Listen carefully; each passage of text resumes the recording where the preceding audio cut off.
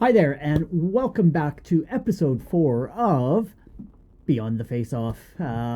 Discussion with Ryan Galloway, former NHL linesman who has had an extensive career, and definitely love to pick his brain about the various aspects of hockey from the very minor levels all the way up to the professional level. So, thanks for joining us, Ryan, again, and I would love to be able to talk today about player safety. So, um, one of the first questions I have is from your perspective, what is the official's primary role in maintaining player safety on the ice? Yeah, so we first off, thanks, Kev, for again for having me, and welcome back everybody who's been following. Appreciate the support. Um, the two primary roles of an official, not only in hockey but in any sport, is first off is to create the fairness of the game, make sure the rules or the game is played within the rules and the playing field's level for all competitors. And then secondly, and equally as important, is making sure the game is played in a safe manner. Now that obviously comes down to enforcing the rules as they're written, and trying to get the compliance of the players to play within those rules so that we minimize the opportunity and risk. All sports inherently are dangerous, and there's going to always be injuries that happen, and you never want to see it in any sport, but when it does, um, hopefully it's not because of a rules infraction. Is more of a just a game flow sort of an issue. But ultimately, that's the one of the primary responsibilities of an official in any sport is making sure that the game is played safely, and all the participants can show their skills in a manner that they're still in a safe situation. So, sort of as an official, how do you communicate with the players and coaches to avoid anything from escalating? Yeah, that's communication is such a critical part in all aspects of officiating, and safety is one of the biggest ones of trying to get the trying to set your boundaries and your standard and your guidelines of what your what we're going to allow in the game to maintain that safe standard. And the first step is always the communication, going to the players and telling them they need to keep their sticks down, or watch the cross checks to the back, and the hits after the whistle. um, Communicating during the game of you've got two players racing on a a loose puck in the corner, and one player has got his back's completely exposed, and he's skating forwards into the boards of that communication on the ice, of saying to the player that's the defending player that's coming in after him, of watch the back, make if you're going to make contact, you're either riding him into the boards, or the contact's coming from the side, or they have to minimize the contact. So there's always communication throughout the game that we do to maintain a safe standard. And then if things start if things start getting out of hand, then we can address it with the coaches and say, listen, we need to get back to watching that. We need to watch out for the roughing after the whistles. We need to if guys are going to try to eliminate the defenseman or the attacking forward from the front of the slot, instead of that hard cross check at the mid back and shoulders, that we're getting the stick down kind of at the top of the pants and more of a pushing, as opposed to that forceful cross check, which again, it's a rules violation, but the rules there for the safety. um, and ultimately, the final tool we have in our toolbox is the enforcement of the penalties. Now, it's kind of like it's like the police officer pulling you over for speeding. There's nothing you can do to prevent the person from speeding, other than finally putting down the hammer and enforcing the laws. Well, the same thing goes in sport. At some point, if they're not responding to the communication, if they're not responding to the requests of the officials, then the next logical step and the next realistic step is the enforcement of the rules, and hopefully they learn from that. Yeah, you were saying that like if they're actually racing towards a puck, like I think I'm thinking more of like an icing type of call. They're racing down. Um, are you talking to the players as you're going alongside of them, telling them to sort of be careful and watch out, sort of thing, or is it? Yeah, 100%, and that's a real team part of team in the sense of officiating. We've got a race for the puck, and let's say the down low referee, they can be doing a great job of communicating with the players that there's icing on the play, and a lot of times you'll hear that if you're watching an NHL game or an international game that's broadcast, and there's microphones in the building. A lot of times you'll hear that Mhm. yelling from the referee or the linesman, icing, giving them the warning. Um, watch your back, watch the contact. You'll hear those kind of things if you're paying attention and listening to it. So, and the players expect it too. I've had many times where, just the volume in the buildings, even though I'm yelling, they can't hear you. And when they don't hear you, you hear from it afterwards saying, just talk to me. Let me know that there's icing on. I was, but the volume wasn't there. So the players expect it. They appreciate it. Obviously, they appreciate it. Nobody wants to get hurt. They appreciate knowing that there's an icing on the play. So yeah, being proactive and communicating with the players so that they're aware of what's coming up, and so we don't have that late hit after the whistle. Yeah. So yeah, speaking of player safety, have you ever witnessed any significant changes in the rules or enforcement strategies to help improve safety of the players throughout your career? Yeah, you know what? The game of hockey is an ever evolving game. Very rarely is there a year that goes by that there's not rule changes, and most of the time, rule changes are brought in because of an unsafe situation, Mm. something that's happened in previous games, and they come up with a rule that will hopefully eliminate that from happening again. And I think probably one of the most obvious ones was back in the late '90s, in the '90s when players started wearing helmets. For the longest time, players never wore helmets, and it was almost the sign of a tough guy to be out there without the helmet on, and that over time and better knowledge and better equipment, more and more players put the helmet on. When I started, there were still a couple of referees that were working games without helmets. I couldn't even imagine. Um, and then we got to the point where finally helmets were mandatory for everyone. And now we've gone one step further with the visors. There's still a few players in the NHL that are allowed not to wear visors, sort of grandfathered in based off of how many years they've been in the league.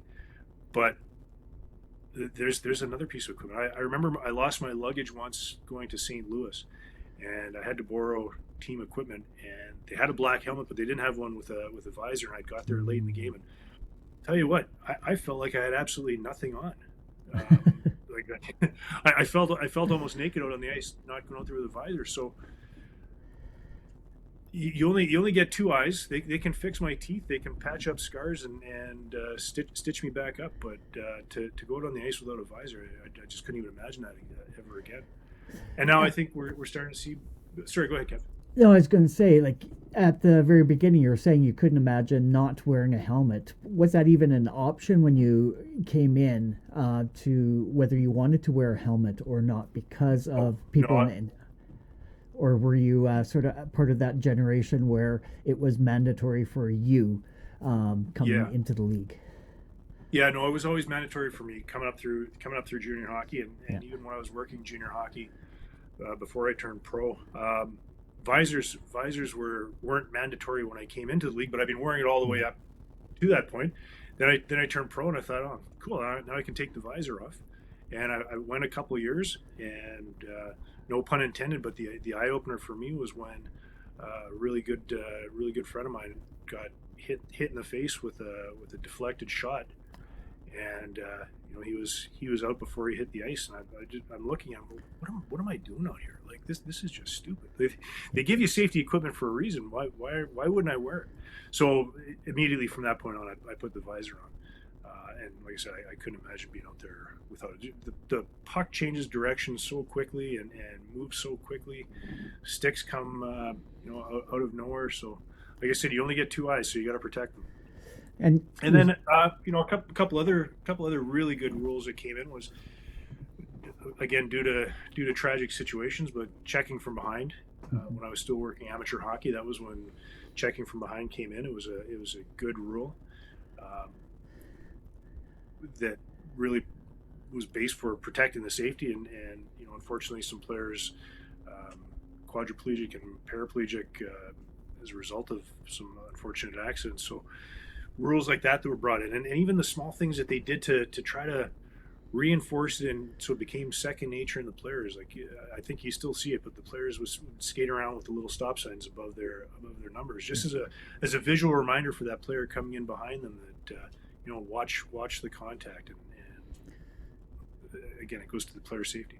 Yeah. Now with the with concussions and how prevalent our knowledge of concussions and the long-term ramifications of it, the check to the head rules, where players are contacted, where the principal point of contact is the head. We now have rules that allow us to, or that we can enforce, that works to eliminate that. And the same as checking from behind has done a really good job of eliminating it. We're not completely there, but it's a lot less than what it was. Checking to the head, I think, is that next one.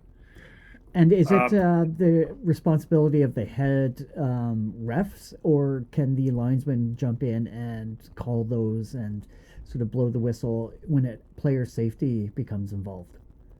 Yeah, no, there's certain situations where the linesman can get involved, but there's other ways that we can help out the referees with supporting them and just reconfirming maybe what they saw. Maybe they didn't quite have the right angle, so the linesman can always come in and help, so that we get to the right decision. The linesman can call major penalties. So if there is a play that calls for a major penalty, then the linesman can call. We have to wait for the first stoppage of play to let the referees know. But yeah, there's the linesmen definitely have a responsibility to make calls like that. But one specific linesman rule that was brought in, I think it was 2014 when it first came in, was the hybrid icing rule. Yeah. Again, a rule that was brought in because of a couple of really tragic accidents that happened. I think it was 2008. There was a Minnesota Wild player, Curtis Foster, fractured his femur. The old icing rule was the touch icing, where it was that hard race for the end zone, and whoever touched the puck first decided whether it was going to be icing or not. And that often led to a lot of really hard, high-speed collisions that they came up with the rule. Another player, same thing. Yoni Pitkinen from the Carolina Hurricanes. That was 2013, and the rules brought in the following year, where we still have that race, but the decision's made in advance of there being any contact. So we still want that hard race. We still want players working hard to get down to the end zone to play the puck. We don't want the defenseman slowing the play down to get the stoppage of play. But we've now got a rule in place and a point of decision where we can call the icing before they actually have to play the puck. So that's done a really good job of eliminating those hard hits and potential contact. Yeah, as a fan, I definitely was always scared, and having played hockey for a lot of years in my life, and having that race, I know what potential collisions and how detrimental they can potentially be.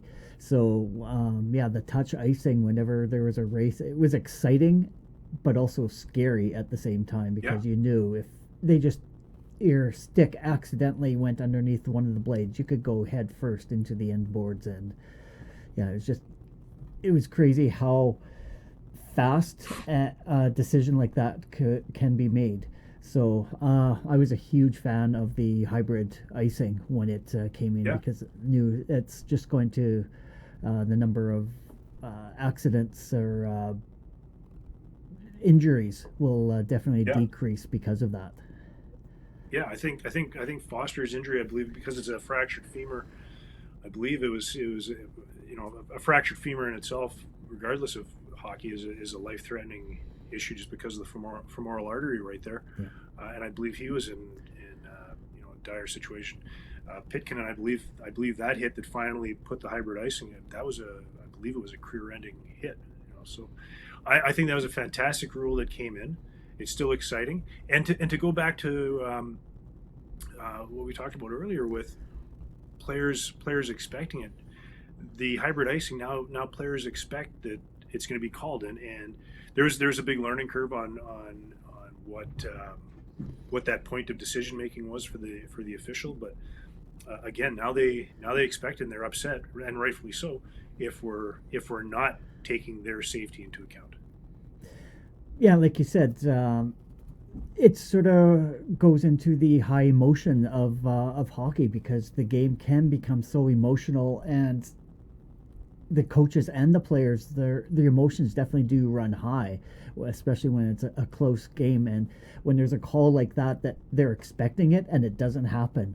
Definitely, Yeah. their emotions will start running high. So, just kind of curious whether how do you handle the situations where emotions do run high in a close checking game like that, um, where physicality crosses the line into dangerous territory. Yeah, that that's where the courage of the official to make the call and communicate what the expectations are. That's where that really becomes critical. Um, ultimately, it's our responsibility to make sure that the game's played safely. So we need to take that responsibility seriously. So there's times where you need to have the courage to make the call. Sometimes there's penalties that are called. No, I'll give you an example, like a check from behind. That it could be it could be also called a boarding, which sometimes is the easier call to make because in some leagues, boarding doesn't have the same extent of the rule. It doesn't have the same severity of the rule. So uh, sometimes you'll see a inexperienced, even experienced officials that defer to calling it a boarding instead of a check from behind, which is a terrible mindset. It's you need to have the courage to make the call and brand it for what it is. Like if we want to eliminate checking from behind, then call it a check from behind. It's the only way we're gonna. It's the only way we're gonna get rid of those types of plays is if we acknowledge that penalty is a check from behind, and we're not going to take the easy route out and call it a boarding because we don't want to have a player ejected or we don't want a player suspended, whatever it is. That's not your responsibility. Like the police officer that goes to a domestic situation has no option anymore. I mean, they have to take somebody to jail, and rightfully so. You need to make sure that it's safe. So there has to be that same level of acknowledging what the actual infraction was, penalize it for what it is, and whatever comes of it. That's not your responsibility as an official. Your responsibility is to make sure the game's played safely. So, what is the difference between boarding and checking from behind? Boarding is a listen. Everybody likes a good hard hit, um, but I think we need to remember what body checking was originally there for. Body checking was the physical use of the body to eliminate the player from the puck, to gain possession of the puck. But it also becomes an intimidation thing. It's a physical hit that can be used for intimidation. It can be used to scare off defensemen in the corner. If you lay a hard hit, maybe he's a little bit slower going into the Mm-hmm. corner there. So boarding is a penalty that is more based off of the degree of violence of the hit. Was the hit um, necessary? Was that degree of violence, that degree of force necessary for it? Was it simply used as an intimidation factor or to cause injury or violence, that sort of thing? So it's just maintaining the body checking, but the body checking itself can't become too extreme, too hard. Which is counterintuitive. It's that, like I said, every time there's a hard hit on the ice, the fans love it and it fires the players up. But there comes a point as well that we still need to maintain the safety of the players. So, what's sort of the fine line between boarding and a check from behind? Like check from behind, definitely numbers. You can see them plain as day, and you're checked into the boards that way. But where's sort of that fine line that they decide no, it's going to be a boarding versus a check from behind? Yeah, well, I'll give you an example. I was supervising a game this past weekend, and we had two hits. One was a check from behind major in a game misconduct, and we had another hit that was a boarding penalty. And when you looked at the outcome of the two, the end result of the player going into the boards, both were exactly the same. Both players went into the boards face first, um, similar distance away from the boards. But the difference between the two on the boarding was it was a hard hit from the side that spun the player, and it was partially also the player's actions as well. He was trying to protect the puck at the same time, uh, where he was forcefully thrown into the boards. Probably a hit that didn't need to happen as hard as it did, but the hit came from the side, or there's it's not completely from behind, but it's the confusing part is what the end result was, because the end result was the same for both. They both went headfirst in the board, so it looks the same, but it's the lead up to it that when you dissect it, you go, no, that's two completely. The check from behind was 100% from the numbers, dangerous position, vulnerable spot, degree of violence. There was no extension, there was no pushing on it, but the contact happened probably 3 feet away from the boards, and it was directly from behind. And unfortunately for that player, they had to be removed from the game. Mm. The player that laid the check, thankfully, the player that got hit was okay and he was able to come back. But the rules are there for a reason, is to ensure that safety. Yeah, and both those plays, did the player receiving the check, were they both okay? Yeah, they were both okay. Um, yeah, that's a really, as an official, when you see something like that happen and you come in and the players, laying flat on the ice and they're not moving. That is such a scary situation to have happen. Um, you know, nobody wants to see somebody motionless on the ice. So Yeah. we we never want to see something like that happen. No, And like I said, exactly. thankfully those two players and those two hits were okay coming out of it. No, that's good to hear. But as an official, you sort of are also impacting the flow of the game as well. So, what's the most challenging part about balancing that fairness, the game flow, and the safety within a game itself? Yeah, I don't think there's anything that is needs to be overthought on it. I mean, those are all the role of the official is to fair and safe. So they go hand in hand. Like I said, of course we all like to see big hits, but we also all like to see the skilled players being allowed to play, and players being allowed to play in a safe situation. So it's an all encompassing thing that we. I don't think we prepare any differently. I don't think we take any different mindset of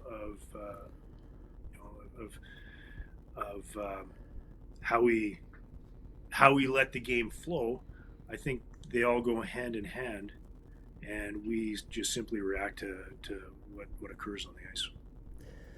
So, yeah, out of your entire career, amateur all the way up to the pro level, um, has there ever been a game that sticks out in your mind as you made a decision that directly impacted the player safety, whether it be preventing a major injury or a major type of call like that? Yeah, you know what? I was asked this morning by one of the referees I was traveling with if I'd ever considered becoming a referee in the NHL. And I loved lining. Being a linesman just gave me a different perspective on the game, and we're able to do things that prevent stuff from happening. And I always felt that I was doing my job best when I could see what a player was going to do and prevent them from doing it. I remember a couple times where there was a hit in the corner and the play had moved up the ice, and the player that got hit, now he's skating up the ice and he's chasing the player that just laid the hard hit, and you can see he's getting set up to two hand him across the leg, or you know, grab them from behind and maybe start a fight. So I always loved when I had those moments where I had a player look at me, the guy who was about to slash the other player, look at me and go, "How did you know that I was about to do that? Why? First off, why are you stopping me? Second of all, how did you know?" And that's reading the play, having a good game sense, situational awareness of knowing what the what the response is going to be from the player that felt like an advantage was taken against them, and being able to prevent them from doing it. Now that makes our life on the ice easier because now we don't have to deal with penalties. We don't have to deal with, that usually a lot of times that situation snowballs into another situation, which just makes it a headache for everybody. But um, I always felt I was doing my job best when I was able to prevent something from happening like that. Yeah, and the players coming up to you and asking like, how do you know that? So throughout the game, do they come and talk to you and sort of pick your brain to try and find out, well, what are you looking for when you're making these calls?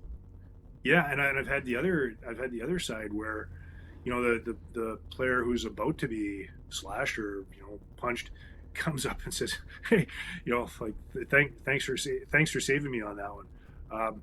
Yeah, no, for sure. They they always ask questions, and again, it's that mutual respect between the officials, between the officials and the players, that sometimes you don't necessarily see as a spectator or as a fan, Mm-hmm.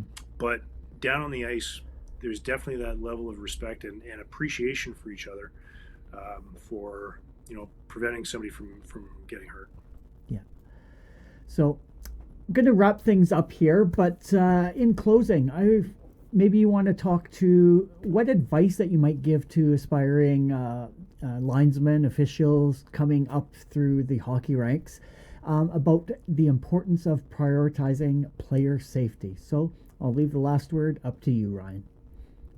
Yeah, I mean my biggest word, the touchstone that I always have is courage. Having the courage to make the call and not taking into account what might happen afterwards. It's irrelevant to an official if the player is going to be suspended. It's irrelevant if it's how much time they're going to sit in the penalty box. You have to have the courage to do what's right for the game to ensure the game's played fairly and safely. And if that's the one thing one thing I could pass along to any up and coming official is do what's right for the game to ensure the game's played fairly.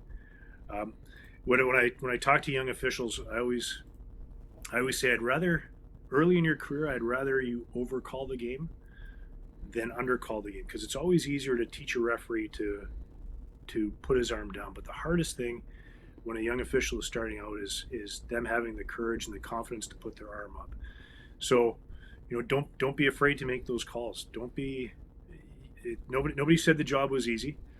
It takes courage, but we're there for a reason, and we're there for a very specific reason, and we need to take that role very seriously. So, um, having the courage to do what's right for the game and what's ultimately going to lead to the most safe playing environment for any player. All right. Thanks, Ryan, for your time, and we will see you in the next episode. Great, thanks, Kev.